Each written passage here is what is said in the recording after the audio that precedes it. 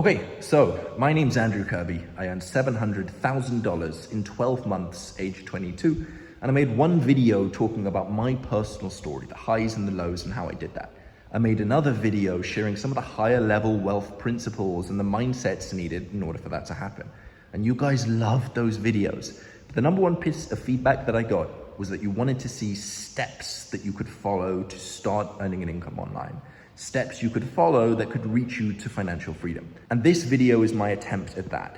It's not going to be perfect, but after being fascinated by this topic for years now and gaining some kind of results, I feel like I've developed a few unique but valuable insights that I hope to share with you in this video, simply because it's very pleasurable for me to do this. I don't have a course that I'm trying to sell you. Check all the links in the descriptions. I don't even have a website, so don't worry. This isn't me trying to sell you on something. This is me just making a video that I wish that I had a few years ago. So, starting off, step one. I grew up in a rural town in England, and it was a small village and lots of people knew each other. And I had this desire for financial freedom. I didn't want to go the normal route. I saw that lots of people in normal 9-to-5 jobs, my finger is shaking a lot, weren't that happy. And I wanted to figure out another way. But because I lived in that rural town and didn't know anybody that had financial freedom or was rich or a millionaire or had wealth of any sorts, I didn't think that I could do it. I literally thought there was a 0% chance, and if there was a chance, it would be because I got lucky in some weird way for me to acquire any sort of money outside of the normal. And the interesting thing, this is fascinating. Because I believed there was a 0% chance of me achieving success, there was a 0% chance of me achieving success because I didn't even try. I did nothing.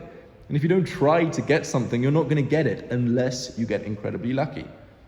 So step number one, if you want to build more wealth, is to believe that you can do it. It's fundamental. So if I tell you the statement that one day you could earn $100,000 every single month, what is your response?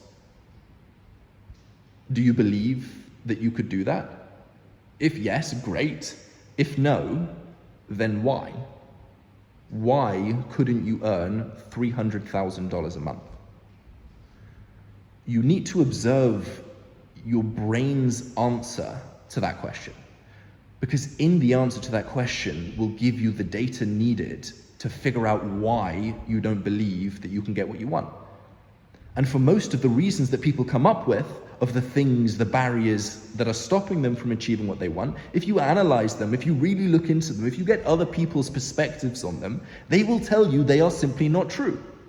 But yet we have these mental barriers that plague our existence every single day and stop us from even trying to achieve the things that we want.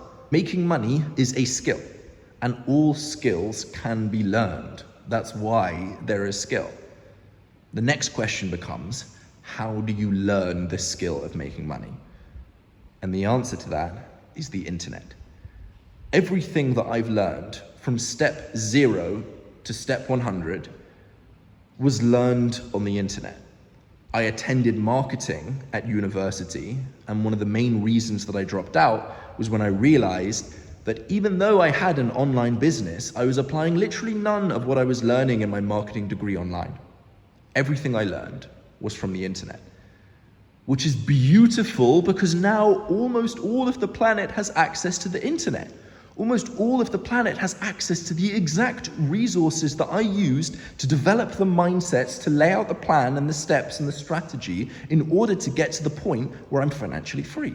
It was all on the internet. You can no longer rely on the education system to provide you your education. You have to take that responsibility onto yourself. The education system is no longer enough. So that's step 2, learn on the internet.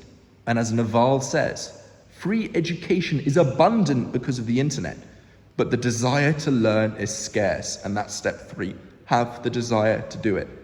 Even though everything, all of the goals that you have, all of the problems that are currently plaguing you, the solutions to those things can be found on the internet, but yet you haven't gone out to search for those things in the weird nooks and crannies, in the weird cracks of the internet, because you haven't had the desire to do so. Because being successful is possible. But it's difficult. It's really difficult. And in fact, I think that the phrase "get rich quick" is a scam is not a good piece of advice. I've seen lots of people that have got rich quick. What I haven't seen is people that have got rich easy. I've only seen people that have been willing to suffer and struggle and endure almost physical pain, mental pain so extreme that it hurts, in order to build wealth. And for me, making money wasn't that strong of a desire. I didn't really care. Like I said, the true desire that I had was freedom. I had this idea where I would never have to be told by anybody what to do. I had this idea where I could spend my time exactly how I wanted to do it. I had this idea that I could travel the world and not be bound by location. I had this idea that I could be completely free, the ultimate of freedom. And it was that vision that developed the desire inside me to struggle and to suffer and to work insanely hard, although I do not believe that working hard is good advice, because you can work hard at the wrong tasks and make no progress. But the thing that pushed me through all of that, the engine that kept me going, the reason that I've experienced some form of success, is desire. So that's step number 3. And one of the realizations that the strong desire and obsession that I had with freedom led me to understanding is why the economy moves. You see, if you want to make money, what you're saying is, I want other people to give me money. And unless you're going to go up to people with a gun or a knife and tell them, give me your money, which I don't recommend you do, you have to figure out how you can consensually get people to give you money. You have to figure out why people buy things. And the reason people buy things is very simple.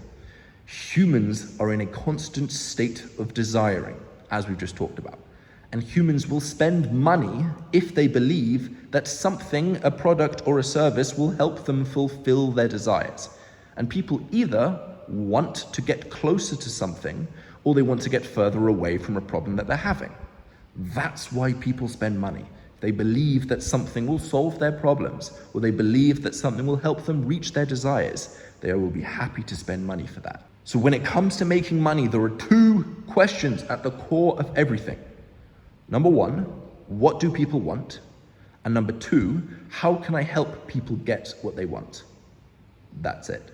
Those are the 2 questions that you need to obsess over. If you can figure that out, you will make money. Almost guaranteed. Pretty interesting. That was so exciting for me. Those are the 2 questions. That's it.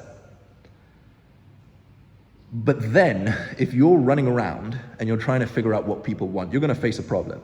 You're going to ask one person, what do you want? You'll ask a dentist what they want, and they say, I've got a really sore back, I want to fix my back. You ask another person what they want. It's a musician. They say, I want to sell out crowds, I want to perform. You ask 100 people what they want, and you will get 100 different answers. So now you're left with the problem, how am I going to help people get what they want? They want all these different things, and you can make no progress. So you need to, instead of asking 100 random people, ask 100 people that share a similar set of characteristics. You need to pick a niche. Because if you don't do that, you will never spot patterns in problems people are having and desires people have. But as soon as you pick a niche of people and you speak to them, you'll start to understand that their problems are very similar. And when people have similar problems, there's an opportunity. Or if people have similar desires, there's an opportunity. Because now you can create or figure out the solution to one of these people's problems, and you have the solution to millions of people's problems. So you need to pick a niche. And I know this is common sense, but common sense is not common practice. And even though I knew this for ages, I was running around like a headless chicken, teaching people about journaling, teaching people about stoicism, procrastination, everything. It was only when I started to get more specific on these sorts of questions that progress started to be made. And it's actually quite interesting that you can deliver the same result for 2 different people that are in different situations, and you can earn a massively different amount of money. It's not necessarily about the value that you add, it's about who you add that value to. For example, if you are a relationship counselor and you go to 2 students that are in a relationship and are struggling and you help them, you'll get paid some money, $100 an hour maybe. Whereas if you go to Jeff Bezos, who's having marriage problems, and you help him resolve his marriage problems, and you save the divorce, You have created billions of dollars of value, even though you've done the same thing, just for the people that you serve. So be careful about which niche that you select. And once you've got a niche that you're happy with, you have to go and speak with people in that niche. How else are you going to understand their problems and their desires? You have to figure out, imagine your niche is like fish. You have to figure out what pond they are in. And you have to watch the pond. You have to figure out what problems do these people have, what desires do these people have. Easiest way to do that is to speak with them. If you speak with 10 people in a niche, by the end of it, you'll have a glaring opportunity for a business that you can start.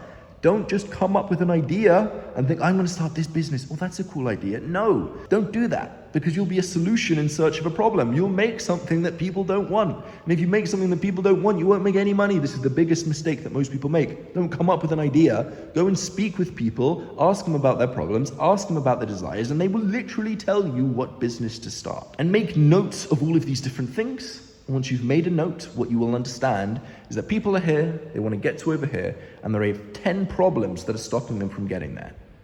Now what you solve is the first problem. You solve their most urgent problem, the problem that they're dreading every day, the problem that they're thinking about and trying to actively solve. If you can figure out how to solve that problem, the most urgent one, not one later, you'll make so much more money. It will be easy. People will be begging to give you their money. So you need to identify the most urgent problem. And then you tell the 10 people that you've spoke to that you are going to start helping people solve this problem. And they will give you money. At the end of the day, all sales is recognizing that people are here, they want to get over here, and you let them know that your solution is the vehicle that will get them from where they are now to where they want to get to. That's all sales is. That's the summary. So you tell this person, listen, I'm going and I'm solving this problem. Would you like to be my customer? Most of the time they'll say yes. Sometimes they'll say, how do I know you'll deliver results? And you say, okay, well, if I don't deliver you the results, you can have your money back. Simple. You get your first customer. And I know I'm simplifying things, but these are the steps you need to follow. You will face barriers along the way that you may need to solve, but this is the high level overview. And you may have noticed I haven't told you to come up with a business idea. I've told you how to get one customer. Because all business is it's getting one profitable unit case. And a unit case is just getting a customer for cheaper than you paid to get that customer, and then repeating that again and again and again. So all you need to focus on is creating one unit case. All you need to focus on is getting one customer and getting it as profitably as you can. Then you can worry about building the business systems necessary to scale. People get this wrong. They start thinking about scale from the get-go. No, get your first customer, then build a process that will get you multiple more customers. Just focus on one. The next step is to solve the problem. Now, you'll notice that I haven't told you that you should start a SaaS, a software company. I haven't told you that you should start a consulting business. I haven't told you should start an agency, because those things don't matter. Don't worry about the method that you're going to use to solve people's problems. People don't care about that. What they care is getting their problems solved or their desires reached. So only once you have identified a problem, then you ask the question, what business model will most effectively help me solve this person's problem? Is it a freelancer? Is it a course? Is it a software? Then build those things. Don't just go out and think, right, I'm going to build a software. That's not the best way to go about it. Find the problem, then think what's the most effective way to solve this problem. Once you've got that one unit case, you want to keep going until you can effectively solve that person's problem in a way that they are willing to give you a referral to someone else, or a case study or a testimonial about the results that they've had. And you shouldn't think about getting more customers until you've worked on the product enough that it can actually deliver a result. And if you look at everything we've done here, what we've done is we've figured out a group of people's problems, and we've solved that problem. That's all business is. Why do people complicate it? People complicate it because they're trying to sell you things. It's very simple. Business is about adding value to people. What is value? Value is solving problems and reaching desires. Focus exclusively on that. Once you have one customer who you've effectively sold and you've made more money than it cost you to acquire that customer, and you've delivered him a result effectively, then we can talk later about creating systems to acquire more customers and deliver results to those customers in a scalable way. But don't focus on that at the moment. Just focus on getting on one customer. And by the way, if you do this right, if you figure out people's problems and you solve people's problems, people will become very price inelastic. People will pay you thousands and thousands of dollars. I used to charge $3,800 to help people stop procrastination. And people were more than happy to pay that because it was a problem that really affected their life and they really wanted a solution to it. So if you can figure this out, like I'm not just talking about, some pocket money. If you get one customer, an effective customer, and you choose the niche well and you find his problems and you solve them, you can make thousands of dollars. And then you only need a few customers a month to get to the point where you can travel around the world and continue to work. It's really like, it's pretty simple. Not easy because there are difficult points and mental barriers along the entire 10 steps that I've just laid out. But that is the goal. That is what I think that most people should refocus their time on. And that's it. I think that this video could make millionaires if people execute on it well. And I hope you've enjoyed.